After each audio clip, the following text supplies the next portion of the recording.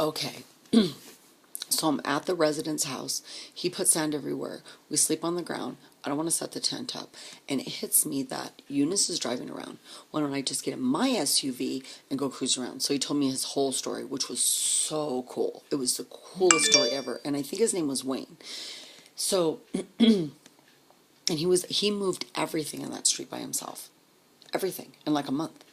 And he goes, there's a shower over there, but there are two men. So I'm just like, oh, maybe I shouldn't take a shower. And so John walks me around, and it hits me. If Eunice can go out there, why can't I? So John's like, I have to go back to Florida. I'm like, dude, you just got here. And he's like, I have to go back. There's a bunch of people that want to come here. I think I'm going to get my wife's car. Maybe I'll come up here with a car. I'm like, dude, you can't leave me with Wayne, you know? I don't know what the fuck's going on. And he's like, trust me, everything's going to be okay. I said, okay. So I get my car and I go look for Eunice. At this point, I see everything during the day. And the guy told me, he goes, there's an arrow right at the street. Whenever you want to turn down that street and you know you're safe down here. I was like, okay. So I'm driving everywhere and I see the RAV4. But I see Asian people and they're like sleeping on the ground. I see the cement slabs. I'm like, holy shit. And so I drive up by the water and there was fucking military there. And they weren't going to let me through. And this was right in the beginning, like when it happened. And I was like, you motherfuckers. And so I go down this other street. And I'm trying to remember the streets. And I'm trying to keep my head together. So I finally go up the other side where I came in at. I went around in a circle. I went up and I would stop and say hello to people. I would see them like, hey, my name is Denver. Or I said Cindy. And they said, who, Mississippi people have a strong accent. And so I'd, Southern drawl. And so they would tell me, they said, oh, what's your name again? And I said, well, I'm from Denver. And they go, hey, Denver, what's up? And I said, baby, how are you getting food out here? Like, it's like 2 miles up the road. And he said, we ain't getting it. That's what's happening. And he said, fuck them motherfuckers. And I'm like, holy shit. And then I was going down the other street and I met a bunch of drug addicts. And I was like, fuck, what is with me and drug addicts? And then I come up the street and I bump into some other people. And then I take a side street and there's like this Asian woman. And she's like, they all worked at the casinos that were in the barges, but they fucked up. They were not supposed to be disconnected from the land. The barges have to stay tied in. But the day of the hurricane, they didn't. So all those barges flew out. So when they got notified to leave the fucking, the Asian people were all dealers and stuff. And so I bump into this woman and I see her and she's crying and her whole like driving way and her house was there. It didn't get sucked out with the surge. There was like a 30-foot surge and it hit Biloxi and then it sucked everybody out. Well, how have these drug addicts survived? They're drinking. What the fuck are they doing? Where are they getting that from? And then here's this Asian woman and she's crying and she's like trying to dry her pictures. So I pull over and I'm like, hey lady, what's going on? And she's like, my pictures, my daughter, and so I'm helping her dry them, and I go look in my car and I find my clothes. So I'm like, fuck it. And I grab my shirts and stuff and I'm giving them a tour and we're drying off these pictures real quick so we can lay them out. And I was like, where's your husband? And she's like, he volunteers down there. And I'm like, what the fuck? He shouldn't be volunteering. Like, and I look inside and there's spores everywhere. And I'm like, don't sleep inside. You're breathing that. Like, don't do it. So then I go to the end of the road and that's where National Guard and but there was this huge parking structure right at the edge of the water. And I could see like all the cars stacked up from when it got hit with the surge and it squished everybody in there. So when you drive by, it was like dead bodies. They hadn't even gotten in there yet. And then you could see there was no boats. And there was some on the left side, like shrimping boats and stuff. And so these barges were gone. And I looked near the water, because he wouldn't let me in, and there's big parking structures there. So I get to the other side and I look over there, and the whole fucking bridge was just gone. It actually looked like Planet of the Apes. It was so fucking crazy. So I come up the other side and I meet this guy named Bear. That was his nickname, Bear. So he's like, where are you from? What's your name? I said, just call me Denver. Because at this point, I'm meeting people along the way and I'm stopping. When I first went up the street, I got a little confused. And so I backed up and turned around and went back. And I met this old woman with red hair. And I said, you know what? I don't want to remember your name, so I'll just call you Mama. And you call me Denver, I'll call you Mama. She's like, okay. And she said, come back by tomorrow. And I was like, okay. And they were like, had a little, like, little tiny trailer that pulls in back of a truck, and their house got wiped out, and they were renting. And she said, don't go down that street right there. And I was like, what's down on the street?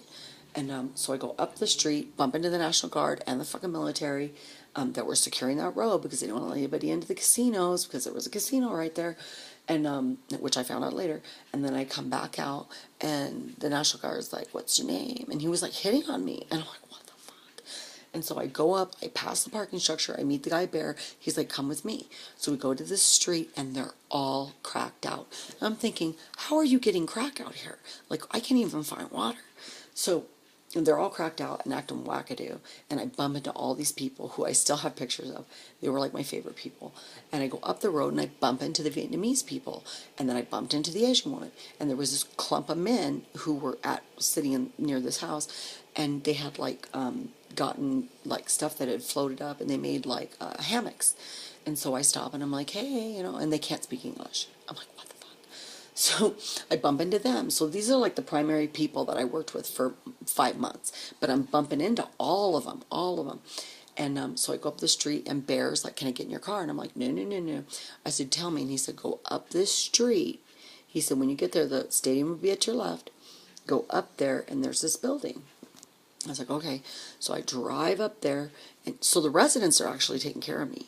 And I was going down side roads, and I got really confused, and I didn't know where I was at. And there were parts where, like, it was just garbage. Like, where houses were, like, whole communities were just garbage. Piles of wood, clothes, dead bodies, everything. It was all there. And so when I came up the other way, there was a cemetery. And I'm thinking, I bet you the water, like, washed away the dead bodies. There's probably bones and stuff. Oh, my God. So I'm getting traumatized. Like, I'm going, and they said, don't go beyond this point. I was like, okay. And you could smell the crack in the air. It was fucking weird. And in the meantime, Red Cross is going around like they always did. But nobody would ask them for help. Like, nobody would stop them. And they just kept moving. And I noticed, like, all their windows were closed on their, little vehicles. And I was like, are you fucking kidding me? Like, why are they just handing water out? So they would run around and they would do this alarm thing. And it was fucking scary. You know what I mean? Because it was, you don't understand, like, late at night when there's no lights and no noise and there's no city and it's all gone, there's this eerie silence. So I'm driving through, I don't have music on or anything, and I come up. This took me like all day to do this because it was so fucking weird. And I go up, and there's this little like blue building or whatever, and I pull in, and that was those Indian people. And I was like, oh yeah, Eunice. So I park there, and there was a few people sleeping there, and so I was like, fuck it. And so I sleep in my car again, and so because I don't want to get out because everybody keeps terrifying me. And so I'm trying to use my phone.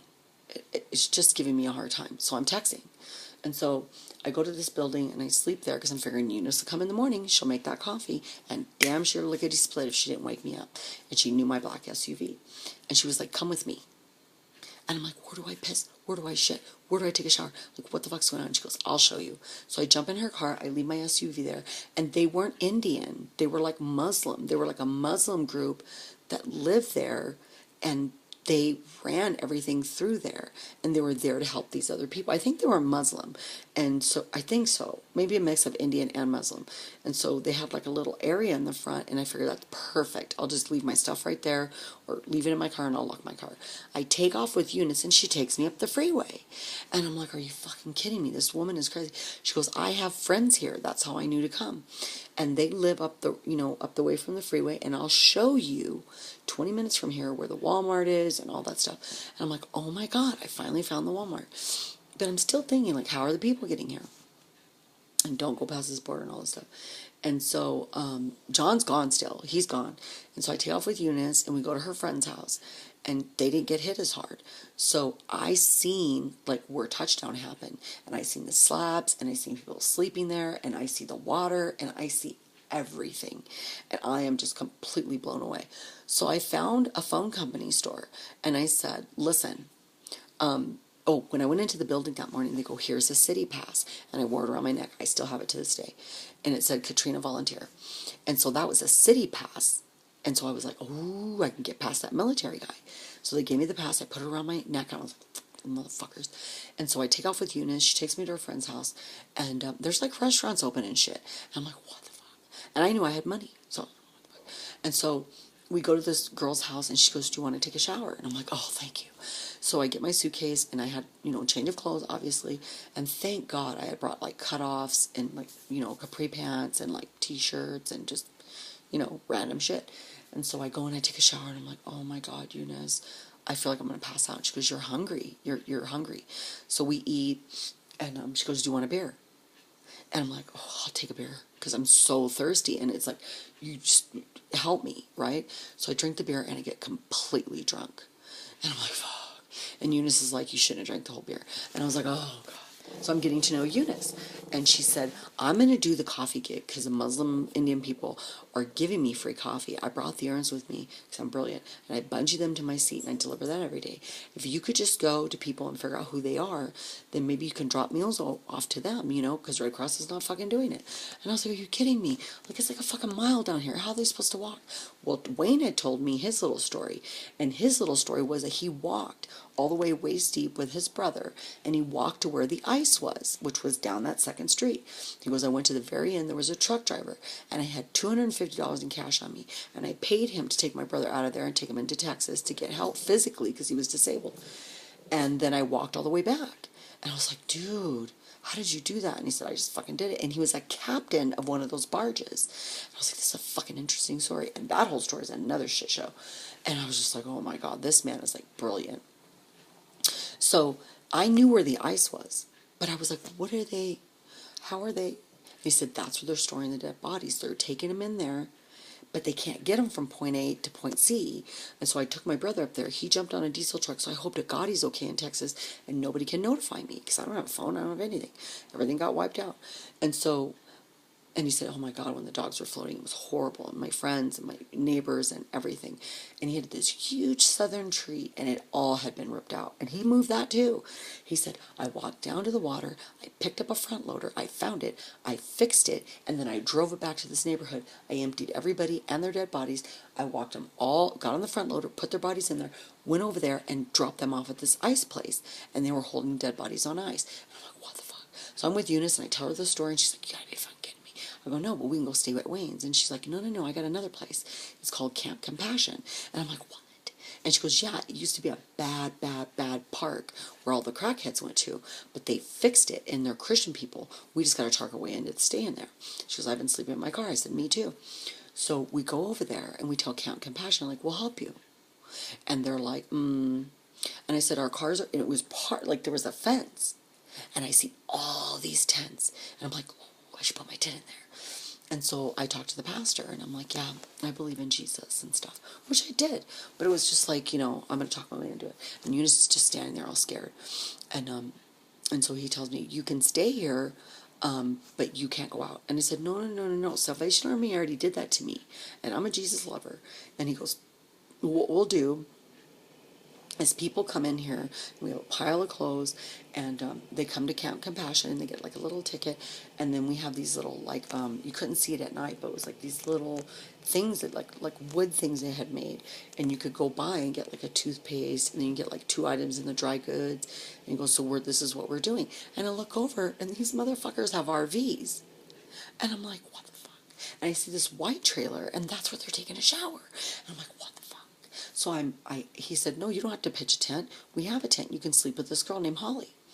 So I go over there, and it's like midnight, 1 o'clock by the time me and Eunice got back. Eunice is like, fuck it, I'm sleeping in my car. I got to get out of here. I'm not a Jesus freak. I was like, okay. So I tell this pastor, I said, I know all these people, which was kind of a lie.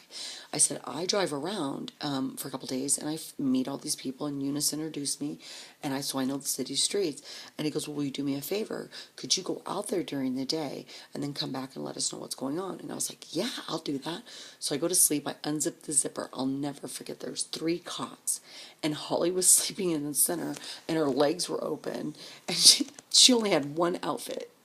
And Holly Tyson, she's my dearest friend, and she's sleeping, right? And I come in there, I'm trying to be really quiet. I bring my luggage, I put it underneath the cots. I try to drag everything out of my car, and there's this entrance, but they're not letting people in, only during the day. And there's these guys, and there's these Marines. There's fucking Marines. But they can't do anything. They haven't been ordered by the president to do anything. But they're just sitting there right in front of the bathroom. So there was a bathroom that was functioning. I'm like, that's cool. So what they would do is called Camp Compassion. They'd let people in. They would get a ticket, like this little ticket, and they would go over and pick up the goods that they needed, and they would jam. And they would walk up there, and they had water, and they had better food. They had like a chicken thigh, and then like another glob, and then maybe like some corn or something. And I was just like, oh my God. And I didn't see any coffee, but I could smell it brewing, but I couldn't find it. So I get up the next morning, and there's Holly. And Holly's like, hey, hey, hey. I'm like, hey, girl, hey. I'm like, what are you doing? And she's like, I'm working at the clothes pile. So I walk over there, and I'm checking the camp out. I'm like, I'm not going to fucking work in here. I'm going to go drive around like I told the pastor. And then I met this other guy. And Holly liked him. He was really cute. And they had a bunch of generators. And when you walked by the generators, it was right by the showers. And it's fucking black smoke coming out. And you're just like, ugh. But it's better than the other camp, right? The Salvation Army. So I bitched to the pastor and told him the Salvation Army kicked me out. And I know this guy named John Jones. And I know this guy Wayne who helped his whole neighborhood. And there's dead bodies out there. And I really want to go out there and help these people. And he's like, okay, you can do it. Just report to us every night. And I'm like, yes, perfect. And I said, would you mind if I took clothes and stuff? And he's like, no, there's another camp. And I said, what? And he goes, the Buddhists have this big golden globe. So if you find the golden globe, just pull in there. And they have stuff too. They have like dry rice. We don't have rice. And they have all this other stuff. And I'm like, okay. So the next morning I get in my car, I walk around the camp, I'm checking everything out, and there's these little teenagers, and they're coming out of the shower, and their hair's all pretty, just like Laura Bush, and they're all perfect, right? So I'm just like, what the French? So I'm just like, God dang it, who are all these clean people? Like, I can't even get into the shower. So I'm like, tonight I'm taking a shower. So I go to Holly, and I'm like, why are you seriously folding all those clothes? Big heap of clothes. And I have pictures of that. And then they had like a trailer, and so people would come in there when they had their ticket, and they would get a meal, breakfast, lunch, and dinner. And I'm like, this is fucking epic. And then there's these military guys, because they're securing the location. I'm like, this is epic. And I start really realizing that Camp Compassion really isn't Camp Compassion, because the residents can't take a shower. The residents can only get 1, 2 items. The residents are having to walk there. So I told him, I said, yeah, if anybody needs like help. And I said, there's a hospital at the stadium. He goes, really? I didn't know that. So I was like, yep. And he goes, go to the Buddhist camp. And there's a bunch of like hippie people. Go there and maybe they can give you the rice for the Vietnamese guys that are out there. Now they had their own little stove. They had made like a little stove out of a pot. And they're burning wood and stuff that's from the pile. And they're making like food. And I'm like, what the fuck, I'll give him that rice. So I start loading my car up with everything possible you could think of that he would give me. And I take off. I told Holly, I said, when you get done, want to fold those clothes, just let me know, because you can come out with me. She's like, okay, see you later, bye. And she's just like this crazy girl. She had driven up there, and she had stopped at like a Salvation Army spot to sleep that one night. I slept under the donut shop. And then she drove her car in. So I used to park my car right next to hers. And Holly said, I know these circus people that came. I said, circus people? And she goes, yeah, that were staying at the Salvation Army where you could park, sleep there for a night. And she said, I met them, and there's 3 of them, and they're circus people. And I said, shut the fuck up. And she goes, no, they were staying there because they're circus people. And I brought them up here. And I was like, that's fucking cool. I have pictures of them too. And so she goes, maybe the circus people will help us. Well, the Camp Compassion gave them something to do, so the circus people fucked me over. So I was all pissed off. So I get in my car, and I knew those one streets. So I'm driving, and I'm trying to help them. So I get a piece of paper, and I start writing down what they want. Like one person wanted a belt, one person wanted a pot. Like some people were just on the cement slab. And I'm like, let's create a tent city. Somebody told me that somebody had tents out there. So I go around poking at the camps, and I'm like, hey. And I go back to the Baptist people. And he's like, do you want a Coca-Cola? And I'm like, are you seriously giving me a Coca-Cola and not giving it to the people? So he gives me this ice cold Coca-Cola. I'm like, fucking goddamn Biloxi Stadium. Yeah, still have the dog food. So I decided I'm going to start calling this woman. Somebody told on that blog, that woman was blogging.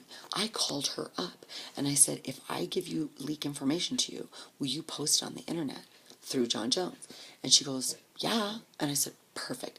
I said, I need tents. I need blankets. I need something to cook on. I need the things are overflowing. I need somebody to know about this. She's like, okay. So at this point, Eunice took me to the phone place, and they said, we'll ship it to that location, and it's going to be like a hardware. And I said, I've got dead bodies out here to deal with, so I need to replace this phone. So I had to trade in my black Motorola, and I had to go back over there so I could pick up the phone that they shipped me, because I bitched to Verizon. And I was like, I need a phone. I'm dealing with dead bodies out here, which I was, but I wasn't. And I just lied about it so I could get a heavy dutier phone. So they sent me like this fucking badass phone, and my pictures of Laura Bush were in that phone, and this one couldn't take pictures. It was just a hardcore phone. And so I was like, and I need reception, like this is bullshit. So I started calling everyone. I went up there, I drove by myself, went up there, turned around, came back. I said, could you call me on my goddamn phone and let me know when my fucking phone's here? So I totally went into Verizon and bitched, and they were like all ghetto set up, and I was like, oh, people need phones. So I drove back to Biloxi. I have all these things in the back of my car, and I stopped at the Buddhist Golden Globe. I used to call it the Golden Globe. And I walk in there, and I'm like, do-do-do, do-do-do. And they're like, are you a survivor? And I'm like, do I look like a fucking survivor? I was like, no, I'm a volunteer. Is there anything that you can give me in my car? Because I'm driving to where the people are. And they were like, do you want a little bit of rice? They were totally dicks. And I'm like, ugh. So they were kind of like a little bit closer to the water. So that was cool because people could get there. But they weren't giving them anything. And I'm like, fuck. And they had like a big globe, a red globe. And inside the red globe, which I have a picture of, they didn't have anything in the Golden Globe. The Golden Globe was for like the priests. And people couldn't go in there. And so they had a red globe, and I was like, this is fucking perfect. Because if another hurricane hits, like the first time, people can go inside there. Fuck, no, they weren't helping anybody. And this guy named Richard was running the camp, and he was a dick. So I go inside the red thing, and he goes, you can take some of the rice. So I grabbed a bunch of rice for the Vietnamese guys. And I'm looking through this stuff, and so we'd steal stuff. I would be like stealing stuff. And I'd run out to my car so he couldn't catch me. And so there was a toilet there, and we all got diarrhea. Really, really bad. And so we'd stop there when our stomach hurt, because later Holly came with me, but at the time I was by myself. So I started going and seeing Bear and all those Vietnamese guys, and I'd run around to Mama, and I would go talk to everybody, and they would give me more information. And then I'd call the lady from the fucking blog, and I would tell her everything that was going on. And she was like, people want to talk to you. And I'm like, okay. So in the meantime, John Jones comes back because I see his truck. I'm like, hey, John. He's like, where are you staying? I said, Compassion's, the Camp Compassion. He's like, fucking dicks. And I'm like, I know, but I have to report into the pastor every night because he wants to know who I'm working with. Because I lied to him. I told him, well, I exaggerated. I was like, there's drug addicts, there's fucking all kinds of weirdness, there's streets I can't go down, and there's people I talk to out there. And he goes, well, I can't meet them. You go out there and then report back to the Jesus camp. I'm like, okay. So I would do that all day long and make a list. And then that day I would like try to find it somewhere in the piles and the rubble and all that stuff. And then I would collect it, and then I'd go drop it off. So I keep telling Holly every night, I'm like, are you going to come with me? And finally she looks at me, and I said, are you done folding clothes? Or are you going to come with me and help the real people? So Holly jumps in the car with me, and we are going on this adventure. Now I have a heavy-duty phone. Tim's not talking to me because he didn't leave with me. I wanted him to come, and he wouldn't fucking help me. Steve's not answering my phone calls. My kids aren't answering my phone, except for my son. And I'm checking on him all the time, making sure that he's paying the mortgage, paying the bills. So I have money, but I'm like burning through gas all the time. And if I burn through the money, then I can't stay out there. Well, people were inadvertently like throwing cash into my tent. And Holly'd be like, where are you getting that money from? I'm like, I don't know. And so I grabbed that money and hold it for gas. But I had like a Shell card and a Chevron card. And so I was looking for a Shell everywhere. And I couldn't find it. So I was like, fuck. And then I see the Walmart, and I'm like, you've got to be kidding me. This is like 5 miles from the location. And I found a Waffle House. And I'm like, oh my God, I need a waffle. And so me and Holly are discovering all these places. So we're going in the rubble trying to find like a belt, a loop, a rope. We're just trying to find tents. And then I realize that Camp Compassion has tents, but they're holding back. Then I realize the Buddhist people have tents, but they're holding back. And then I find the third location, and they're fucking holding back. And I want those damn tents, and I want them now. Because these people are sleeping out on the slabs. We call it Cement Slab City. And then it was like, are you kidding me? Like, I need tents, I need blankets, I need something. And all they had was fucking clothes, which I have a pile of, because they end up throwing all the clothes away. So I'm driving down the street one day, and Holly wasn't with me, and I see these women, and they look like they're lost, and they're in a black SUV, or like a dark colored SUV, and they're like, can you help us? And I was like, yeah. I said, what's going on? And they're like, we're lost, and we came here to give all these donations. And I said, what is it? because I'm thinking, like, I can get some money from these ladies or something. And she's like, we are really nice women, and we made these little bundles. And they were these beautiful white towels with ribbons around them. And inside was like a toothpaste, a razor, just stupid shit. Toothpaste, razor, toothbrush. And so I was like, oh, I'll take those because I go around and help people. And then I'll blog it to my friend and she'll blog for me. And she goes, no, I'll blog for you too. And I was like, okay, give me your number. So I save her number, put it on the piece of paper because damn phone's like all fucking rustic. And she goes, if we come in like once a month, if I give you a Walmart card, would you go buy stuff for them and give it to them and then report back to me? And I'm like, oh, yes, I will. And so this was right before Holly. They were like fancy smancy Southern girls that had a lot of money. And she goes, I'll give you this Walmart card. There's $300 on it. That way you can go to the Walmart, pick up stuff that you need. I said, I need little stoves and stuff. And she's like, I didn't know. So here's all these towels. So she drops all, she had like 50 of them. So I throw them in the back of my car. At this point, I drop my luggage. I'm like, fuck that. And I start giving away my clothes. And I had like 3 outfits. You can't wash your clothes. What are you going to wash your clothes with? Like, what are you going to wash your clothes with? And in the morning, I used to wake up and have my toothbrush and toothpaste, and I used to get a bottle of water, put on my toothbrush, and I would, like, brush my teeth, and I would slap some water on my face. At this point, I still haven't had a shower. But I bump into these rich ladies, and she's like, here's a $300 card, go to Walmart, get what you need, and get some stuff for yourself. And I'm like, no, I'm not going to do that. And she's like, and these towels, this is ridiculous. I'll see you in like a month. And I said, come find me at Camp Compassion. I'm there. My name is Cindy. Call me on the phone. You can go blog it. Ask your Southern lady friends to come help us because these towels really aren't necessary. I need necessities. She's like, okay, I'm on it. And I said, okay. So I bump into those women. So I had the phone for that. So I call my blogger. And I'm like, listen, I need all this stuff. And she's like, okay, I'm going to post it.